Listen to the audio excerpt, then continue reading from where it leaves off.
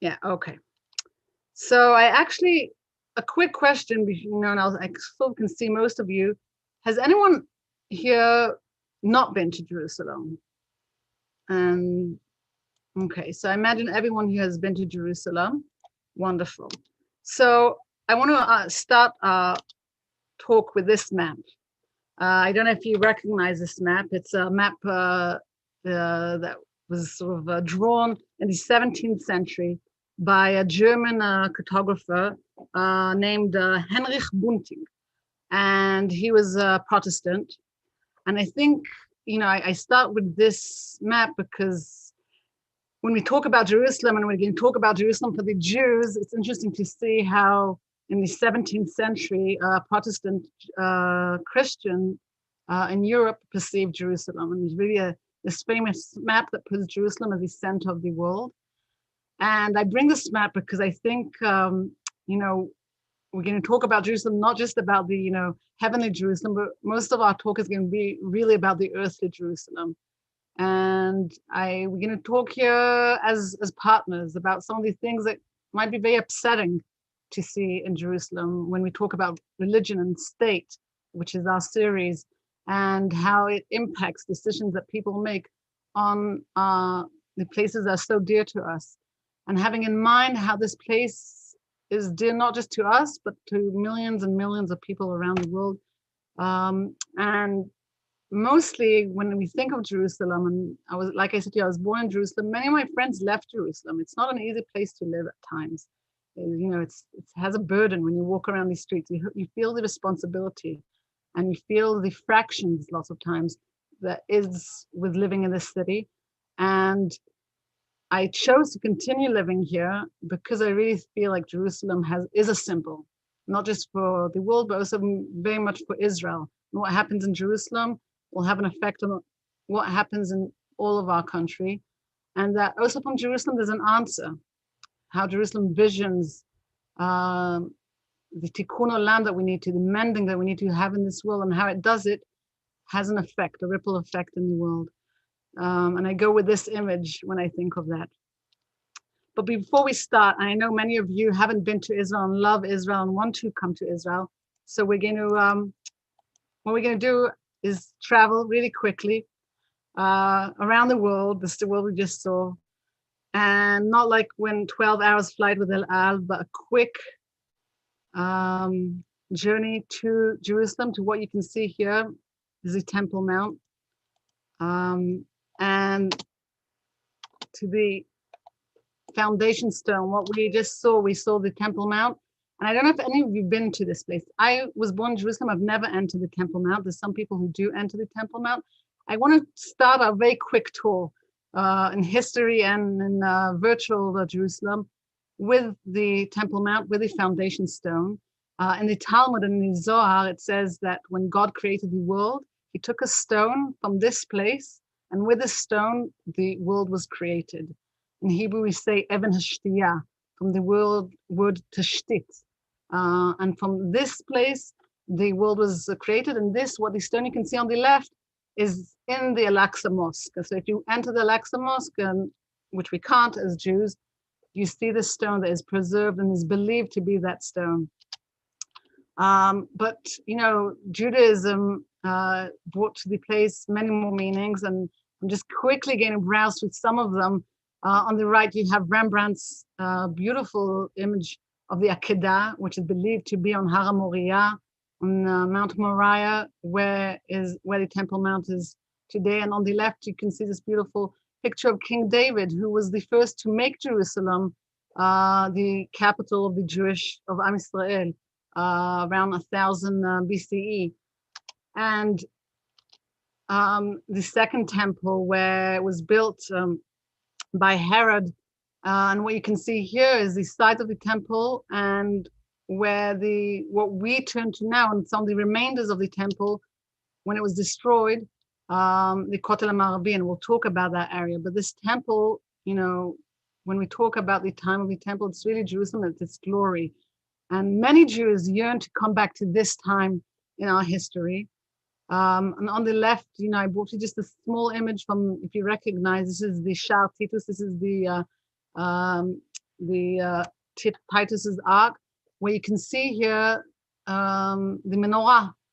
We're soon going to celebrate Hanukkah, taken by the Romans and by the Jews who are exiled for 2,000 years. And I think that this moment really changes Jerusalem in our history to sort of this imaginary Jerusalem, to this Jerusalem that we yearn about. For you, in each synagogue, I think you'll see, we turn to the east. We say in our tefillot, what you can see over here, we yearn to return to Jerusalem. Sorry, I can see, in your weddings, when we get married, we remember Jerusalem and the image of Jerusalem, and this longing to Jerusalem really is almost in every important and significant moment of our lives. Of course, in Pesach, this is from an ancient Haggadah from at least 1,200 years ago, and we end the Haggadah, we end the Seder, the Shana Ba'a B'Yerushalayim B'Bniyah. So this yearning of Jerusalem, which,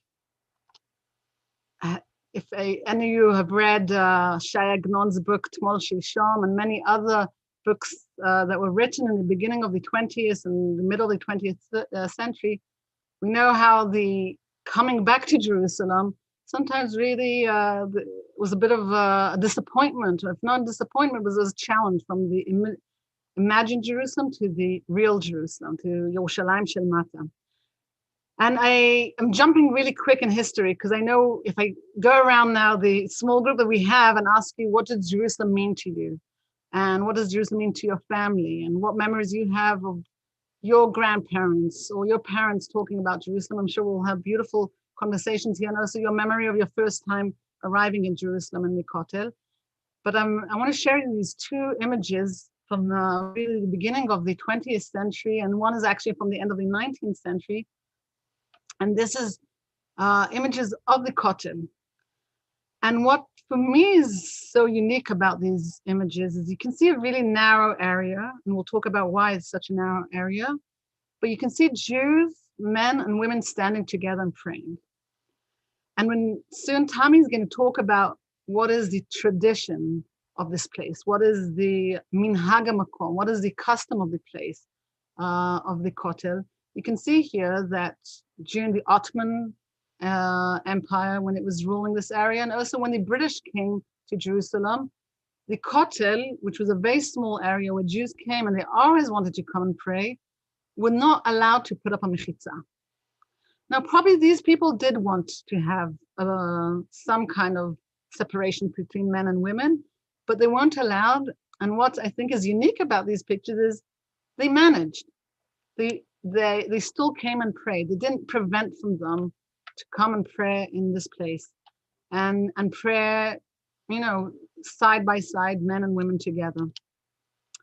1948, Jerusalem was under the Jordanian rule for 19 years. And this is images I'm sure all of you recognize from 1967, from the end of the Six-Day War, when the paratroopers came into Jerusalem and took over the Western Wall in the Old City. And you can see here the rabbi of the Kotel, or the rabbi of the army, Goren, blowing the shofar. And I think, I didn't live at the time. Maybe some of you remember it from your lifetime, but this really joy and happiness of returning to this place that we yearned and was so significant for us for 2,000 years. And I just want to share with you a couple images from those first days, because these images show us a few things. We can learn a few things. First thing, it's amazing to see the Kotel at the time from 1967.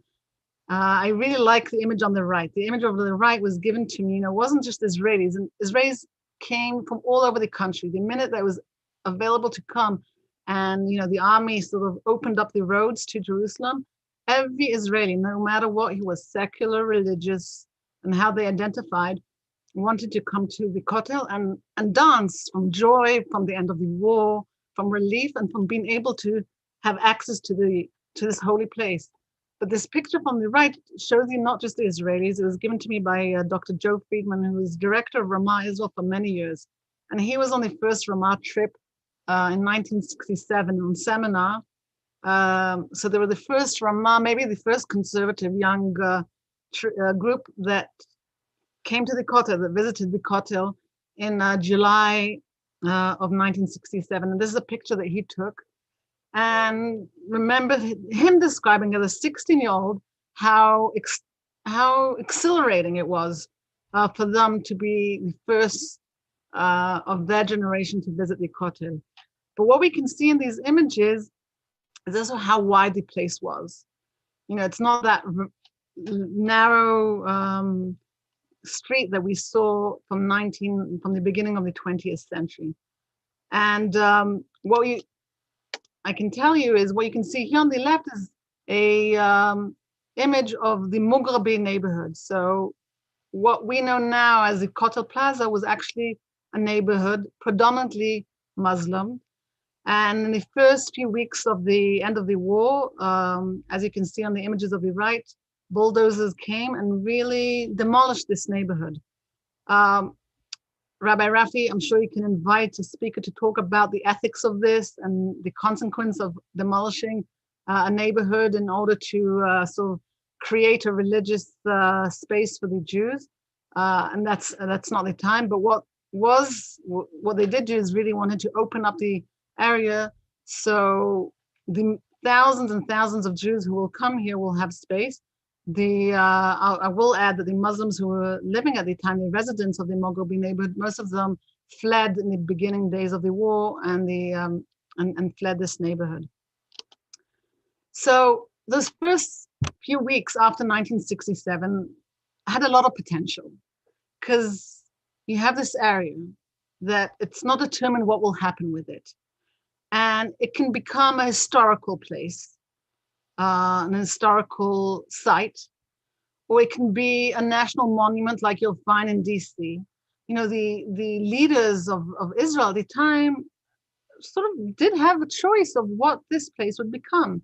Or is it, you know, a religious site or a synagogue? And a couple months ago, the archives were opened from the discussions in the government that were taking place really in August of 1967. And you can see here a quote from Prime Minister Levi Eshkol, who was the Prime Minister at the time.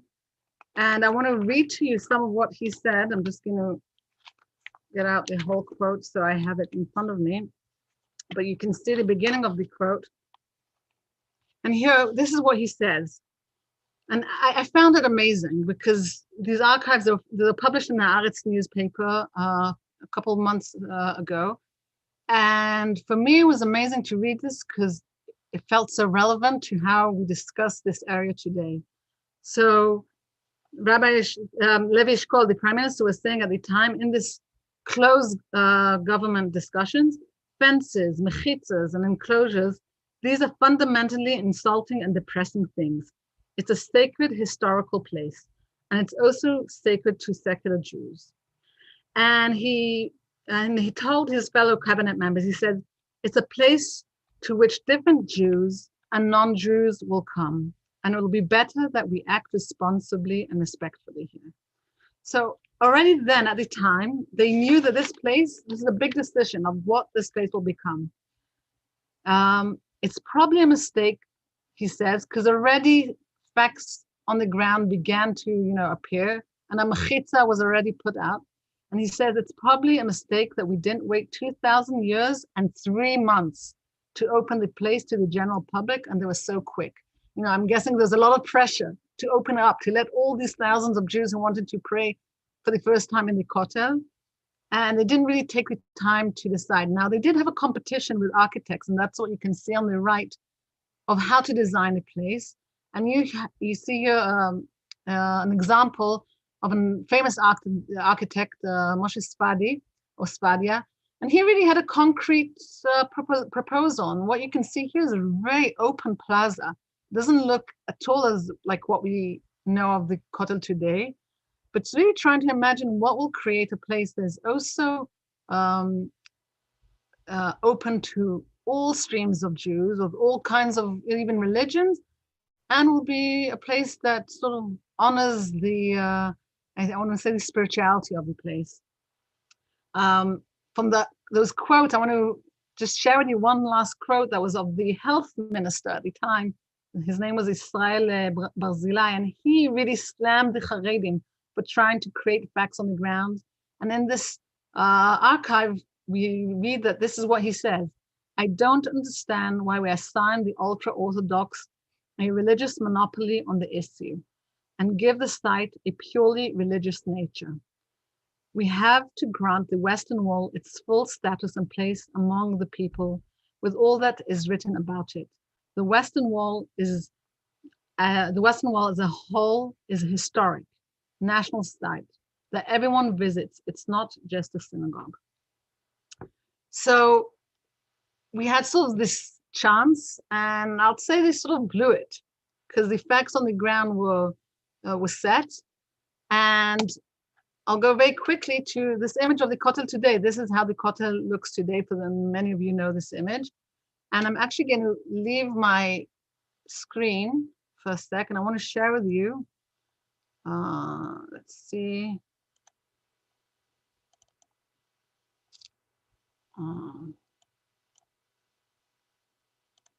Okay, so you can see here, this is a Google street map of the Kotel.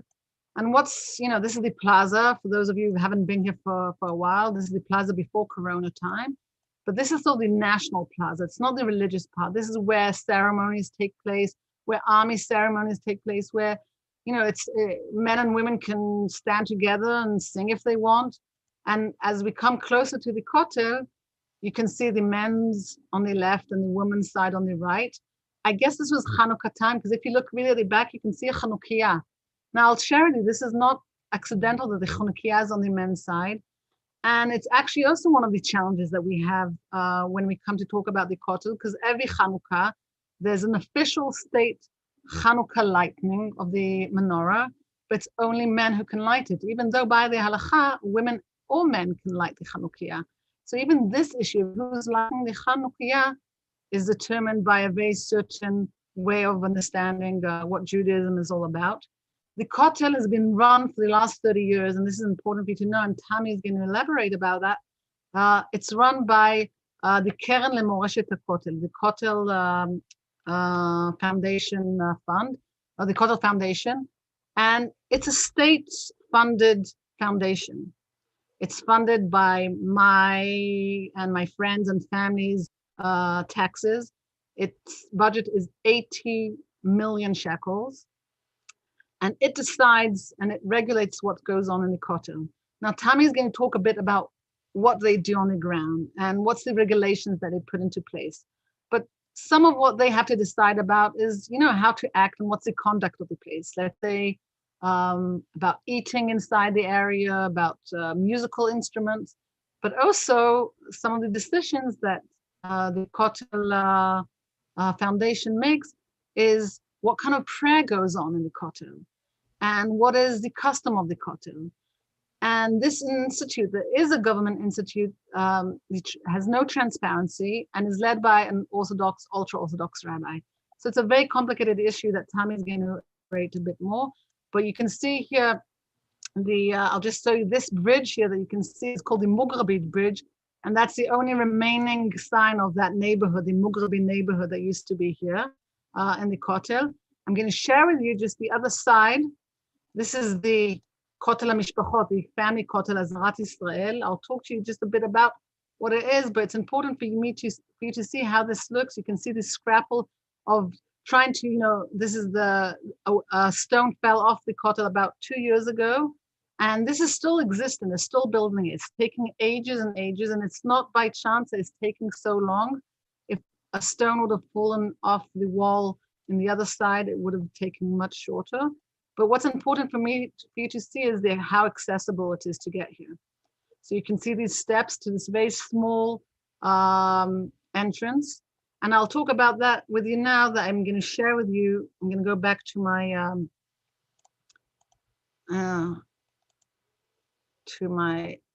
let's second. Okay, we jumped. Okay. There we go.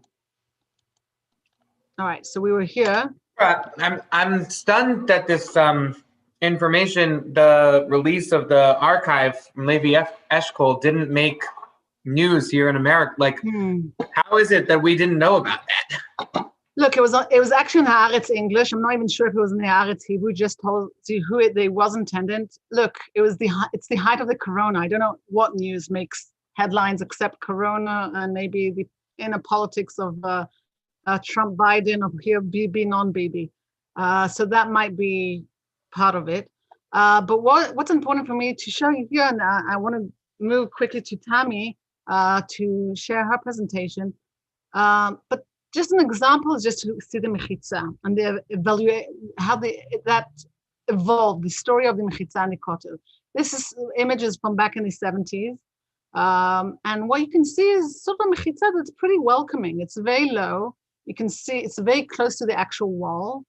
And people are standing, can see what's going on. And if I'll share with you now, this is from the early 90s, I think. And you can still see a mechitza that is removable. There is sections that you can really see to the other side. And still this image, really this question of how do you create, architecturally, this is the question, but how do you create a space that is inviting different kinds of identity? And this is the mechitza today, when you can see, you can't even see through between the mechitza. It just gets higher and higher. And the women's section gets smaller and smaller. And this is not a divine decision from above saying this is how the mechitza needs to be. These are decisions made by the Kotel Foundation. One of the outcomes of this mechitza is what you can see here.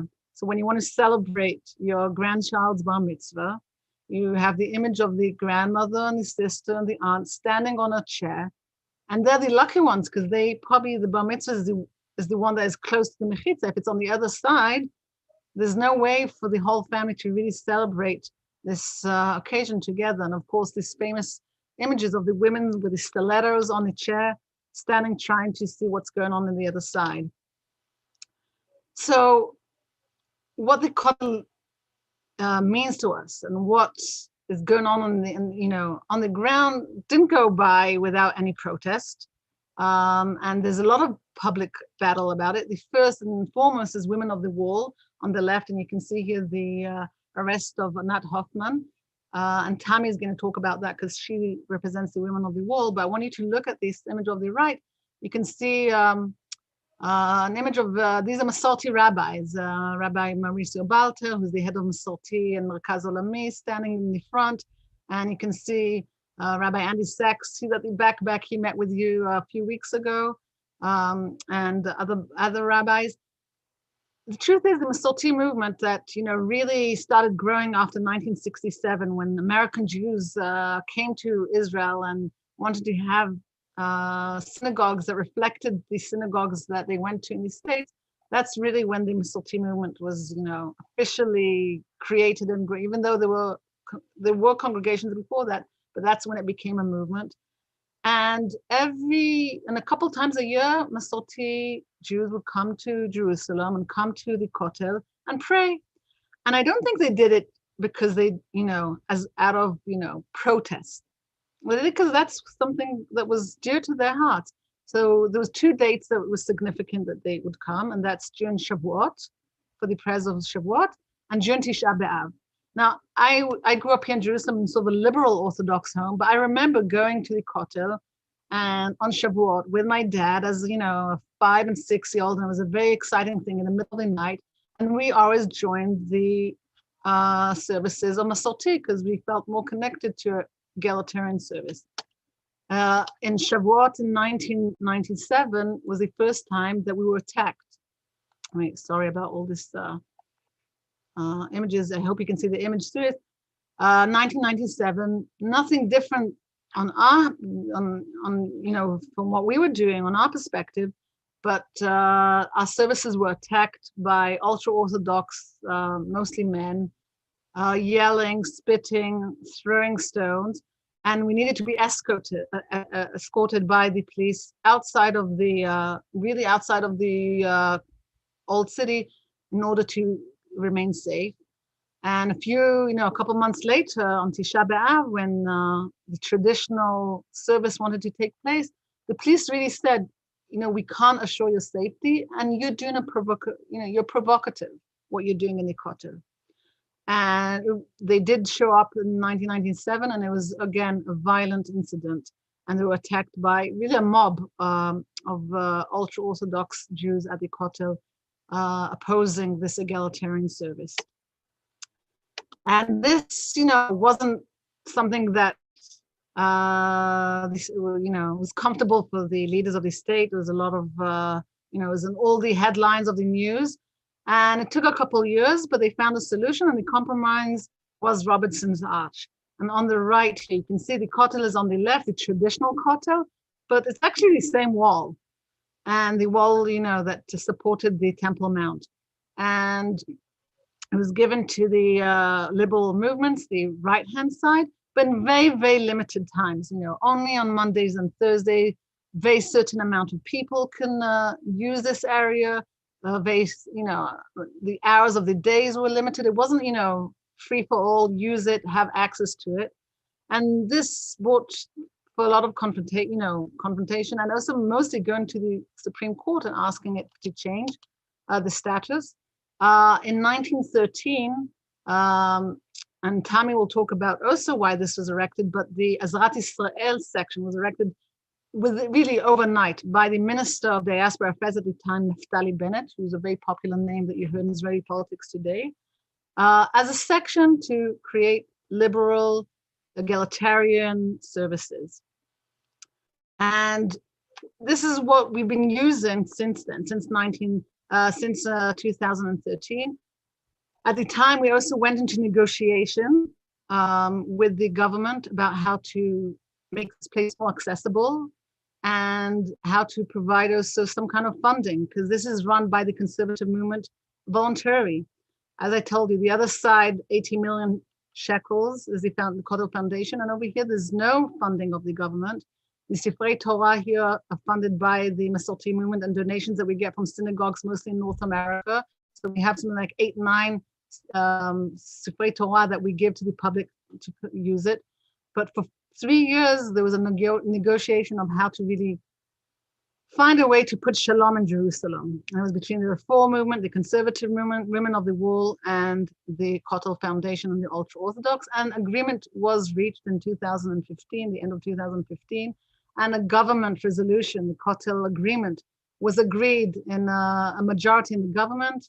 And a couple of days later, the government, the ultra-Orthodox street protested, and mostly the ultra-Orthodox media. And this sort of compromise, that was a compromise for everyone,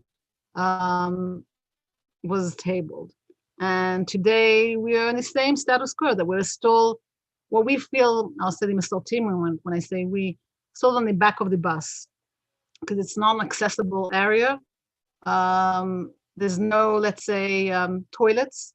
So if you have a little kid who needs to go to the toilet while you're doing a bar mitzvah, a 5-year-old, you don't have time to pick them all up the steps and all the way to the other side of the Kotel. It's at least a 15-minute walk or 10-minute walk to go through all the security or so.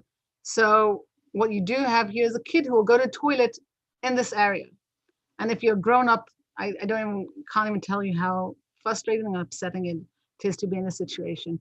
Accessibility to wheelchairs, and no recognition of funding and of who runs the place. I'm going to stop now. Oh wait, I'm going to stop with one last image. It's actually the most important image for me today. Despite all I told you, this is an image that we took just before the corona.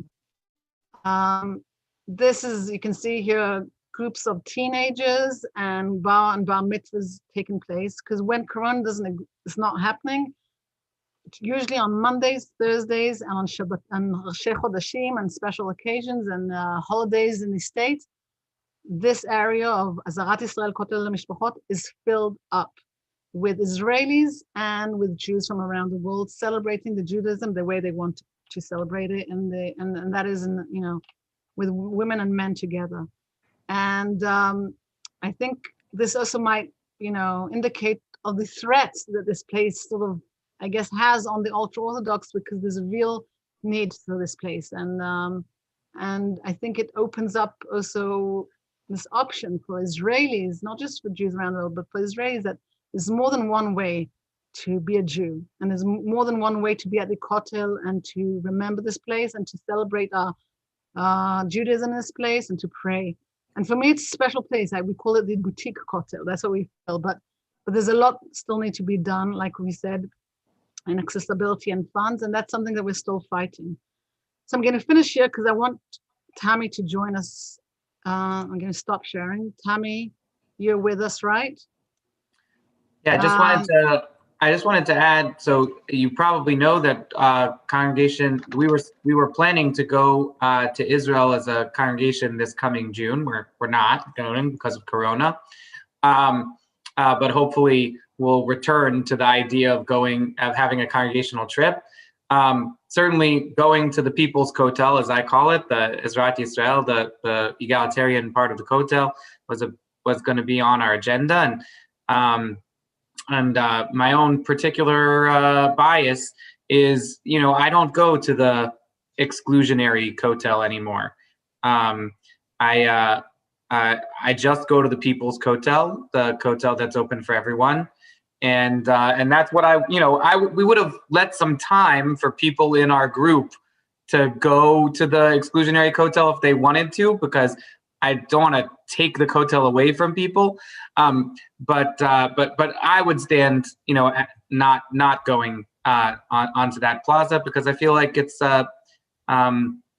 when we are willing to go, then we support the institution that creates that kind of a separation. When I was living in Israel in rabbinical school, I went every Wednesday morning to do a minyan at the People's Kotel, and it was really very powerful. All right, so with that, I'd like to introduce our second speaker, Tammy Gottlieb, who is an active member of Women of the Wall and is currently the vice chair of that organization. She's a born and raised Masorti Jew, just like me. Although I guess I'm conservative from the United States. She was raised at Shalom Emmanuel Congregation in Rehovot, after being involved in our youth group, in the conservative movement's youth group, the Masorti movement's Noam youth movement in Israel. Tammy is now a senior staff member of Masorti movement and is the associate director of communications and new initiatives. And it's a real pleasure to introduce Tammy, who is regularly speaking to groups such as ours about Women of the Wall. And thank you so much for making the time. Thank you so much for having me. Good, you can hear me, yeah? Yeah. So good morning or afternoon. I'm Tammy, like Rabbi Rafi introduced. And I will speak a bit about my activity in Women of the Wall and how I started and how I became more and more involved, and what's the story about Women of the Wall and our struggle. Do I have the option to share screen? Can you make me co-host? Yeah, I think you should be able to. Okay, so I'll try and we'll see if it works.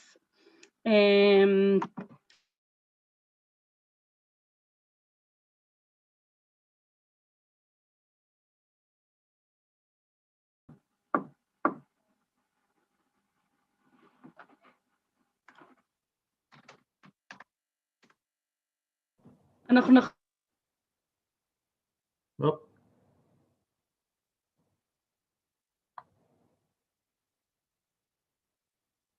I think we're having a little bit of a... Oh, okay, I'm back, sorry. We're in one office and can you hear me? Yeah, we can hear you. Okay, sorry, our internet connection does that once every 2 hours, so we're over that. And so I want to start with a couple of embarrassing pictures of myself so you can get into my world. This is the first one, you can see it.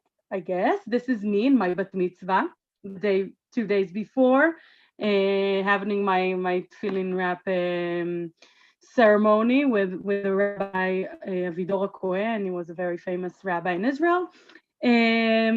I'm showing you this picture because maybe, for American Jews, the concept of a girl having her bat mitzvah is something very normal and regular. But for the kids in my secular class, it was less regular. The image of me putting my tefillin on and even inviting them to a synagogue to hear me do my portion was strange. And none of the kids from my class came. It wasn't that tragic, but none came because in Israel, there's a very different perspective of Judaism. And some people find it very scary to even go into a synagogue. There's this difficulty of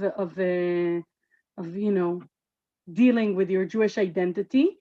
And the other group of Israelis believe that if you're doing Judaism, then do it the right way. And the right way is the Orthodox way.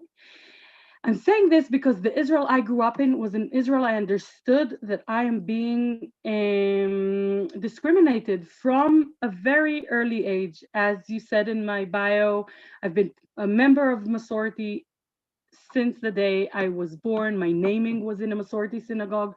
And I always knew that we are getting, that our rights are not fulfilled like Orthodox synagogues. Our rabbis aren't recognized as rabbis.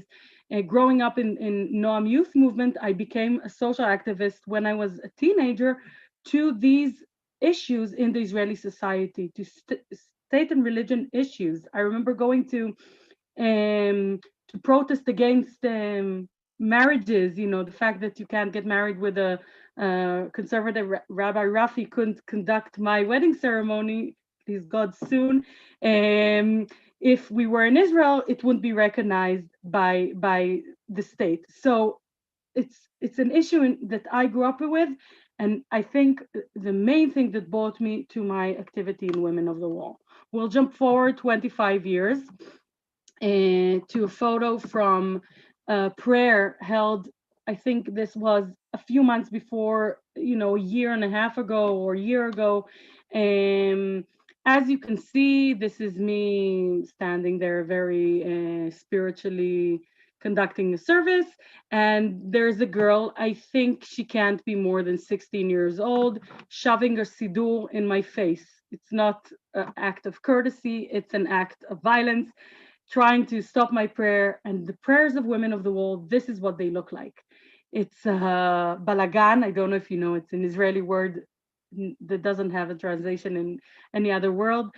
Something we are praying, women are yelling at us. There's always lots of things happening. So let's talk a bit about how it started. Women of the Wall are a group of women from all denominations that were in Israel. There was a conference in Israel for the conference of the Jewish woman. And there were in this group of this conference, women from the United States that came here. There were women from all denominations, Orthodox women and Reform and Conservative, and they were staying in a hotel in Jerusalem. And they wanted to have a Rosh Chodesh prayer. It was supposed to be the beginning of the Jewish month, and they wanted to have a prayer together. There's a tradition that the Rosh Chodesh, the beginning of the Jewish month, is a celebration of women. Many traditions in Judaism, this is one of them. So they were going to have a women's prayer. What does this women's prayer mean? It means it was supposed to be basically an Orthodox women's prayer, okay? No separation because there are no men, not even saying things of Kedusha, not even considering themselves as a minyan and saying things of Kedusha, just having a group of women praying together out loud in the hotel. Now, every hotel in Israel has Torah scrolls that they lend to groups that want. And they talked to the hotel manager, and they were supposed to have a Torah scroll. But unfortunately, 24 hours before the prayer, the kashrut supervisor of the hotel heard about this prayer that was supposed to happen. And he told the hotel supervisor, you can't give this group of women the Torah scroll. If you do, I'll have to take away your kashrut supervision. Now, the connection between the kashrut in the kitchen to the Torah scroll doesn't exist, but Israel, this is part of Israel. There's such a strong connection between state and religion, and the people in charge of religion have so much power that they can say something like this: that no hotel in Israel wants to run without a Torah, without a kashrut supervision. So he had to, the hotel supervisor had to go to this group of women and say, "I'm sorry, I can't lend you the Torah scroll." So they decided this is an opportunity. They had to think, quickly rearrange, and they talked to the Israeli friends, and they got a few women to join them from their Israeli friends and bring a Torah scroll and bring a table. And they decided we're going to the Kotel, because why not? We're so close. So they went to the Kotel on the morning of Chodesh. This was in 1988. I didn't say that. 32 years ago. They went to the Kotel. They walked in to the women's section. They started praying. And the moment they started praying, again, balagan. People around them started yelling at them, attacking them. And basically the concept of women's voices in the women's section of the Kotel was very new, and no one was used to it. And they were so shocked that they started acting in violence. Mostly, yelling and trying to bully the women out. We'll get to it later. The violence, 32 years has never really stopped. The women didn't do the whole prayer. There are a few parts in the Rosh Chodesh prayer. You do Shacharit, then Hallel, then you read from the Torah, then you do Musaf. They did the two first parts, and they felt so attacked that they decided they have to leave, and they left. And the Israeli women that were there felt so ashamed of the situation that they decided that they're going to found Women of the Wall at that point, to make a point that women's voices can be heard, and it doesn't have to be something dramatic. That when it happens, it doesn't have to be something dramatic. And ever since, from 1988 till today, every Rosh Chodesh, the beginning of every Jewish month, a group of women from Women of the Wall, Israeli women, arrive to the Kotel at 7 a.m.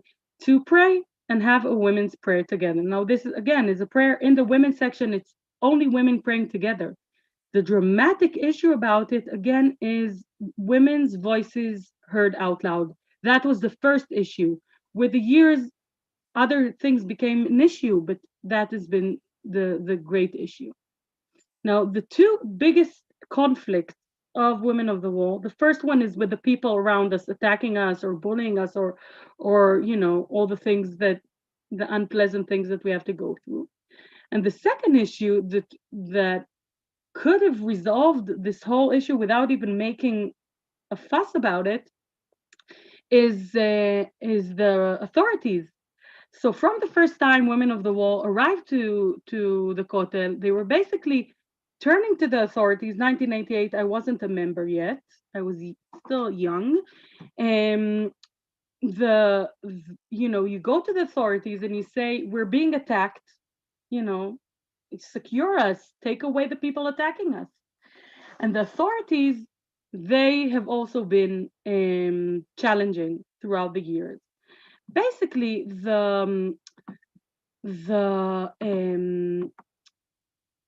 what the authorities are saying is that the Kotel is run in a very specific way. There's a foundation called there's a body called the Western Wall Heritage Fund. They run the Kotel. They decide how the things are going to look there and what the regulations are and how you're supposed to act when you're in the Kotel. And if you do something not according to the regulation, then you might be removed. So the Western Wall Heritage Fund, since the first prayers in the early 90s, in the late 80s, have said, we can't protect you because what you're doing is against the rules of the place, is against the regulations of the place.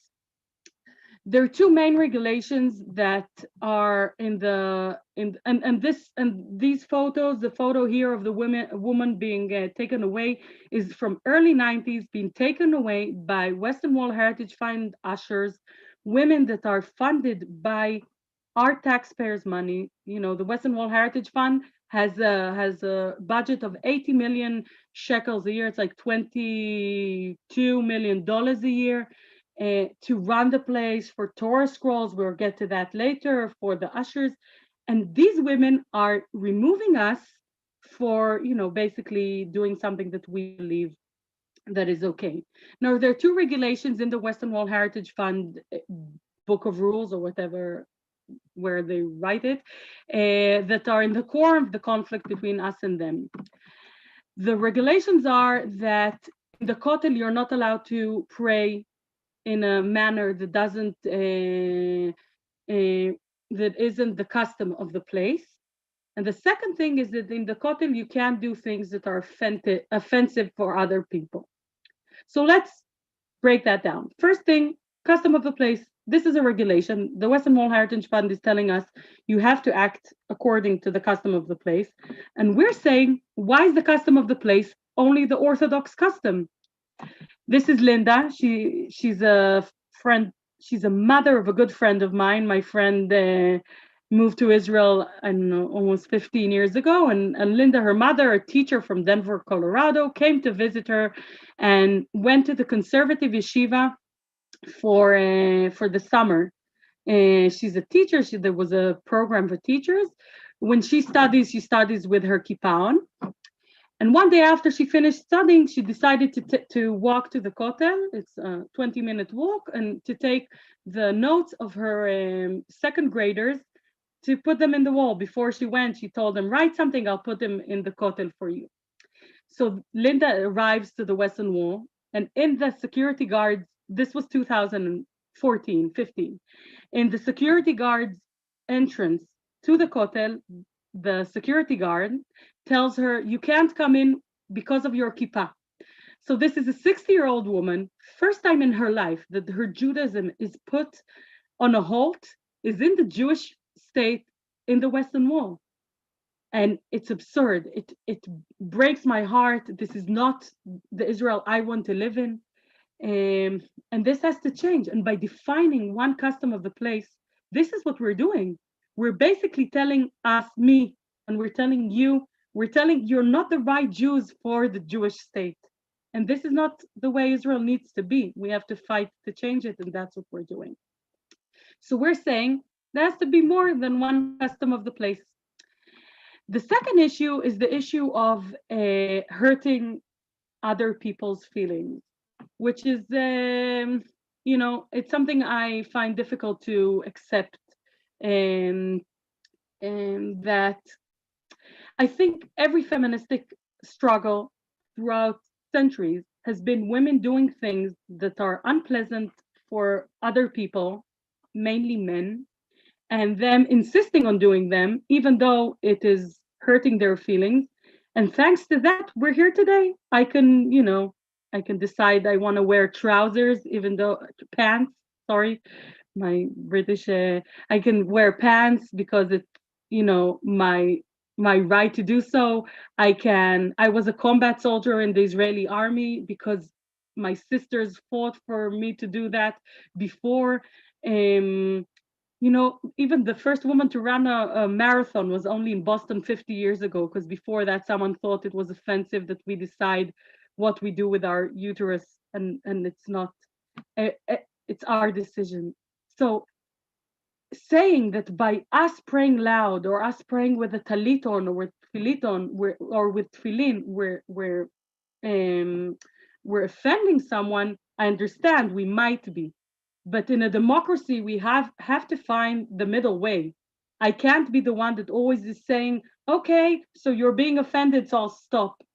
And there's this thing in Israel that when it comes to religion, that's like the red line. You can't offend religious, the ultra-Orthodox, because they can't change their way. But we represent a Judaism that does show another way. So we're saying, if you don't want to be offended, then don't come to the Kotel on Rosh Chodesh in 7 a.m, Or you know what? I don't know if you've seen, or maybe in Dvor's photos, you can see the women's section is like a third of the size of the men's section. If a man doesn't want to hear us, he doesn't need to hear us. He can stand in the far left corner of the Kotel and not hear us. The people who are offended choose to be offended and choose to protest against what we're doing because they're offended. And I also want to say that my feelings also are hurt when someone tells me to, take my talit off or to be quiet. I'll show you. This is the Women of the Wall talit. Um, and the first thing I noticed, I joined Women of the Wall in 2008. Okay, a woman was arrested for having her talit on, and I understood that this is my struggle to fight. I have to join this group of women. I was shocked when I heard the story on the news, and I said, I'm joining.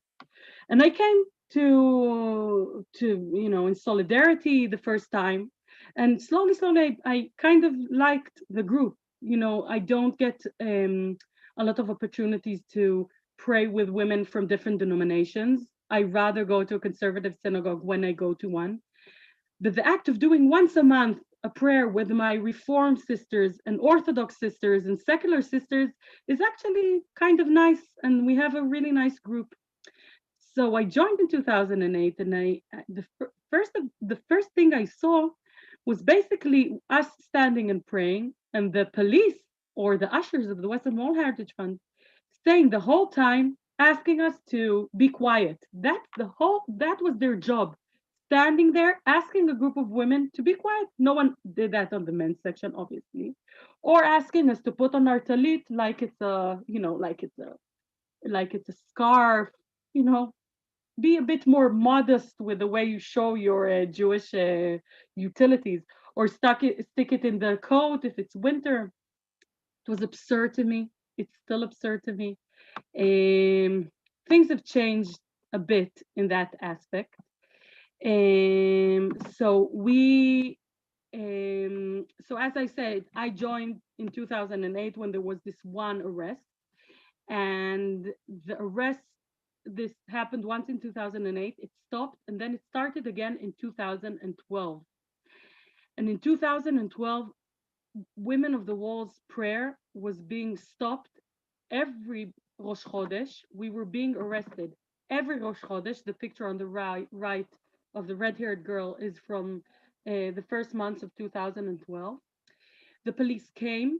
They said we were breaking the rules of the Western Wall Heritage Fund, and they arrested us. They took us to the police station.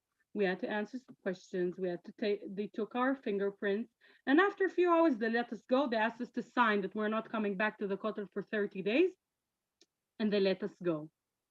This was terrible. Okay, it was. At this point, I was a part of Women of the Wall for 4 years. I became already a part of I was a board member. I became more and more involved. I was conducting prayers. I'm the chazanit in the prayer sometime.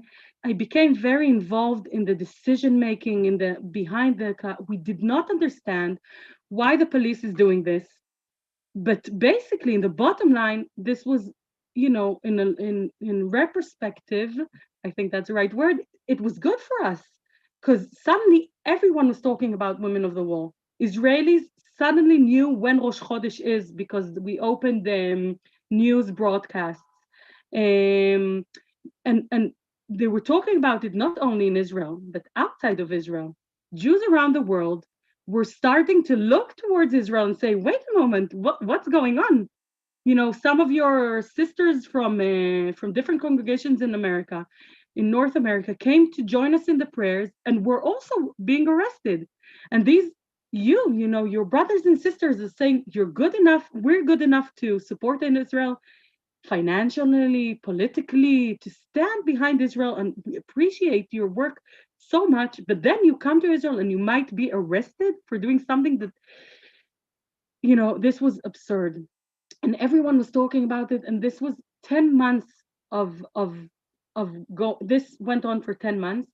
After 10 months, we were brought in front of a judge after we said we're not willing to sign anymore, that we're not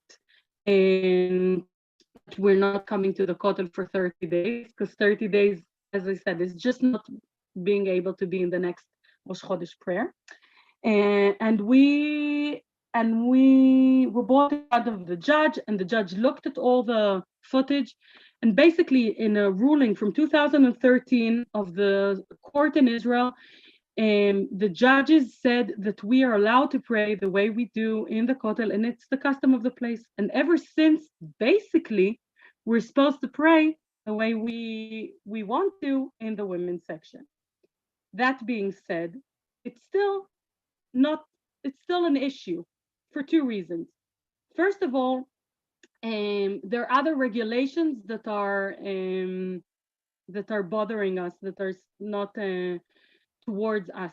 The first one is the Torah scroll. Like I said before, we have issues with the Torah scroll. The Kotel, the Western Wall, has 200 Torah scrolls for the public use. They're funded from the 80 million shekel I talked about in the beginning. Unfortunately, you can only use them if you're public from the genre of men, because you can only use them in the men's section of the Kotel. If you're a woman and you go to the Kotel and you want to use the Torah scroll, you're not allowed to do so. We've tried everything. They say you can't move a Torah scroll from the men's section. So let's bring one from outside. No, you can't bring a Torah scroll from outside inside. So in the past few years, we've been able to smuggle Torah scrolls in. It's not,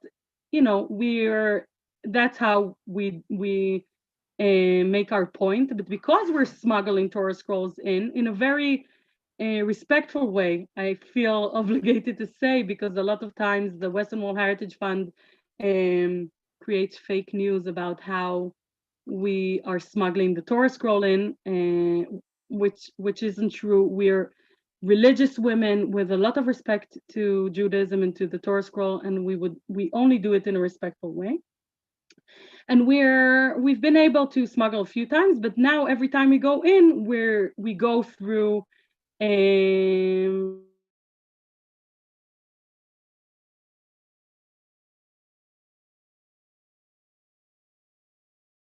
Yeshuv.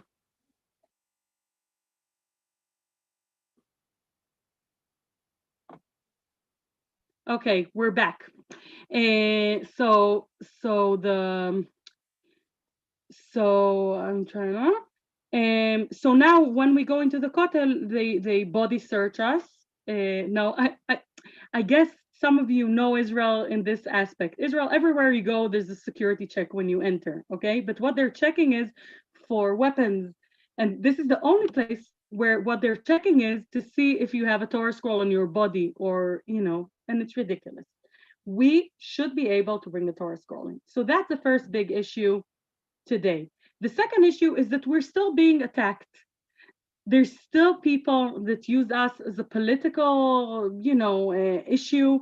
And every month they're bringing kids in buses to protest against us in our prayer. And we're telling the Western Wall Heritage Fund, arrest them, don't let them attack us. And they're very, they're forgiving towards the people who are attacking us. I've been yelled at, I've been spat at, I've been almost beat, and no one was charged ever in attacking a woman of the wall. So we still have the conflict. I will also say that while these arrests were happening in 2012 and 13, the issue of opening a new plaza that Dvorah talked about before, the egalitarian Kotel, that's when it happened, and Bennett opened it because of all the drama happening around Women of the Wall.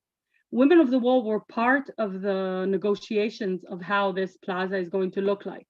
But one of the agreements was that we are not moving there till the agreement is fulfilled in complete.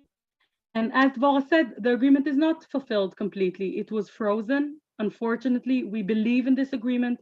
It wasn't easy to do. You might have friends that are part of a woman calling a group that took herself out of Women of the Wall when we went into negotiations because they didn't think we're doing the right thing. But we thought it was the right thing to do because we wanted to be part of negotiations. We want to be part of making a compromise. But unfortunately, Israel is still not in a place where they can say, we allow you to choose, because there are two sections of the Kotel right now. The one I'm talking about, the northern one with the men and women section, and the other one, which is the egalitarian Kotel, which gets zero funds from the states and is run only by the conservative movement. And if the agreement is fulfilled, then we'll go there. But right now, we have the court ruling allowing, I'm talking about Women of the Wall, the court ruling allowing us to pray in the women's section the way we want, and we're going to stay there till the agreement is fulfilled. I'm stopping now because I want to give you time, to discuss. Yeah, Rabbi Rafi, or? Yeah, we'd love to. I'd love to open it up for questions if anybody has any questions, or if you'd like to share.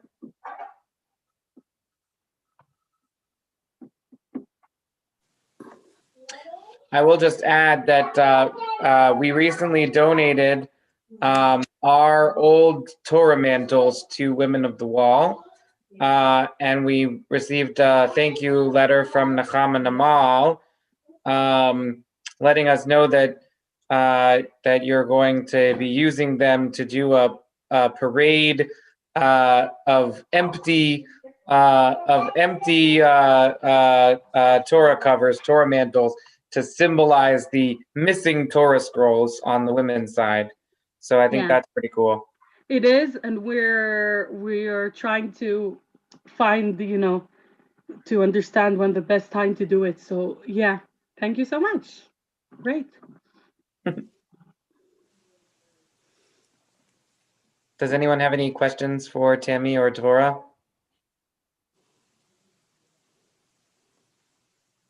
Steve? I have a question. It's maybe a little esoteric, but there was a change in Israel in 2018 when the Basic Law on the Nation State passed, which, from what I know about it, was seen as something of an attempt to undercut the Basic Law on Human Rights that was passed in 1992.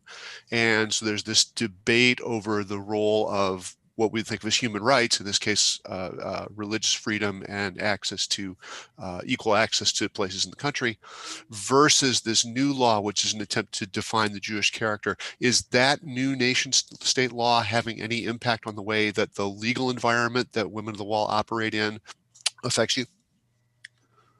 No, it hasn't gotten to us yet. I, personally think it's a bad law.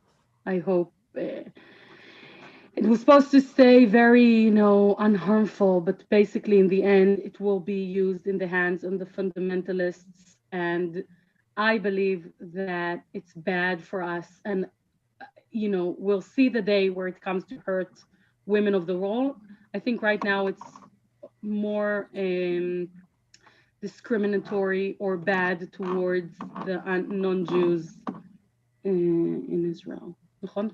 Yes, I mean, there was an incident last week in Carmiel where it came really to fulfillment what the fears of people about Arabs not having services because of the law, not being able to get these services they wanted in some kindergarten transport. But what is happening, and we don't know because we might be in elections for the fourth time in the next few weeks, but there's a new law new bill that they're trying to pass, called the equality, the Chok HaShivyon, the equality bill, that's really trying to, counter this Chok HaLeom, this nation bill, and that will be interesting if it ever passes. It's also supposed to be a foundational bill. That might actually help Women of the Wall and the different streams, because it's proposing that all laws in Israel should be treating its citizens in equality, no matter of race and their sex, and that I think will have an impact. But until this bill will come to fulfillment, who knows? I mean, we're expecting elections now, so I'm a little pessimistic. Is there a particular party that's backing that bill? Kachol Lavan, actually, is the one that is bringing it. Nachon, Tammy? It was Kachol Lavan. Yeah, and because they were bringing the Ethiopians last week from Israel, so they didn't have the minister of absorption. So she's one of the leading, they don't have, it's not so many of them, so they needed everyone to be in Israel to vote for it. So they withdrew it, like for technical reasons, and said we'll bring it back to the plenum for a vote. But since then, they also passed the bill of dispersing the Knesset. So like Tammy said, Balagan is the, how to describe what's going on. We'll see, we'll see. It's still early days, maybe things will change. But yeah, it's hard to tell what's going to happen with anything. Andy, I saw that you had unmuted yourself. Did you have a question? Well, I was just wondering if there were a change in leadership in Israel, would that impact this? We've been at this for a long time, 30 years, 32. There've been lots of changes in leadership. I think Israel politically is changing in the aspect of understanding that there can't be as much power to the ultra-Orthodox as is being given. And Israel that I grew up in, and Dvorah that we grew up in, was much more obvious that this is the way it should be. That the Haredim, the ultra-Orthodox, they're the representatives of Judaism. And I think Israel in 2020, it's different. And people understand that they have to make, the politicians understand that they can't speak the same way. They can't give in to everything that ultra-Orthodox are saying. But it's still a very, very, very low process. We go 2 steps forward, 1 step back. So there might be an opportunity for difference if we have a different political system, as you know. If the coalition in Israel will be built without the ultra-Orthodox parties, that might work because they're the ones stopping all the, the option to advance. So if the next government, if we have elections, by surprise, will not have the Haredim in, and this was something that happened last time when Bennett built Ezrat Israel, the egalitarian Kotel, 2013, we had a government like that, then things might change. The problem is, as in when Bennett built in 2013, that the next government, the one after, can, redact all the laws that were made in the coalition agreements as they enter. So that's what happened in 2014. A new government came in and the Haredim said, okay, we're stopping, we'll go into the coalition, but you have to stop this law and this law and this law. So it's, we have a complicated system. Thank you. Thank you. Rabbi Miriam Spitzer. I have a question about publicity. I'm not sure that's the right word. A question about how Women of the Wall conveys to the Israeli public their position and how is it shared. And my question comes out of a personal experience. I find I wear a kippah all the time, and I find that it's only in Israel that I have a hard time with it. So one of those, and I'm generally happy to answer questions anywhere I am, as long as they're respectful questions. And one night I was walking in, I guess I was waiting in a bank line in Jerusalem for an ATM, and some guy is waiting in line, sees my kippah and wants to know if I'm part of that Women of the Wall people who want to disrupt the Kotel. So I told him a little bit about it, and in his Israeli way, he said, "Oh, that must be that sounds reasonable. Why don't they just ask for permission to daven?" At that point, I choked completely on my Hebrew, and I lost my lost my opportunity. But why would somebody say something like that? How are you getting out the word that what is really happening? You alluded to fake news. What is going on? Look, what we're doing is a lot of hard work.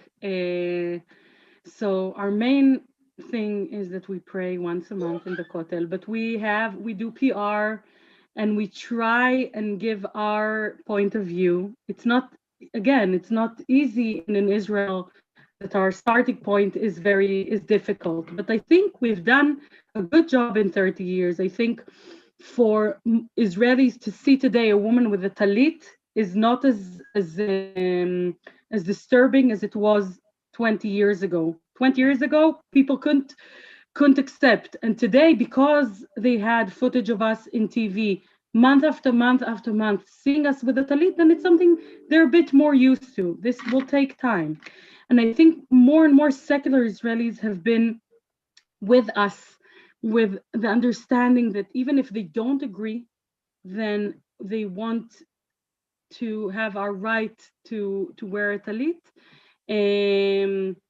So it's a hard work. And National religious Israelis like Bnei Akiva. I think the Orthodox, the modern Orthodox, are more on our side today than on the Haredi side. But in Israel, a lot of people, the synagogue they don't go to is the Orthodox synagogue, and they have this very primal conception of what Judaism should be, and that's probably the guy you met. We do our best. We talk all the time. This was a religious guy. This was a religious guy, not a secular. So I talk to groups all the time, Israeli groups, schools. I hear all the hard stuff. So we do education, and that's the way to do it. And we do press when we can do it. We try. I want to say that one of the major changes was the strategic decision of Women of the Wall to put Israeli faces in the front. Okay, I was born and raised in Israel. My English is magnificent, as you can see, but I don't have an accent when I speak Hebrew. And I am full of respect to my parents moved to Israel from a different place, but the fact that we're putting Israeli faces, young Israeli faces in the front is also very important, because it's the person that did the army with them. Okay, we slept in the, so it's a very different, and it's slow. Yeah, that makes a lot of sense to me. Just that it's different if it's all, rabbinical students from HUC and JTS in New York who are getting arrested, versus if it's people like you who grew up in Israel, who went to the army. That makes a difference. Yeah. And that's a strategic decision, and the Committee of Women of the Wall today, we're more than half of us born in Israel, which is a big difference. Yeah, I do have friends who I was in rabbinical school with who were in Israel in 2012, 2013, who were arrested with Women of the Wall, and just it's I think that does speak to, right, that might matter differently in the United States than it does in Israel. Yeah.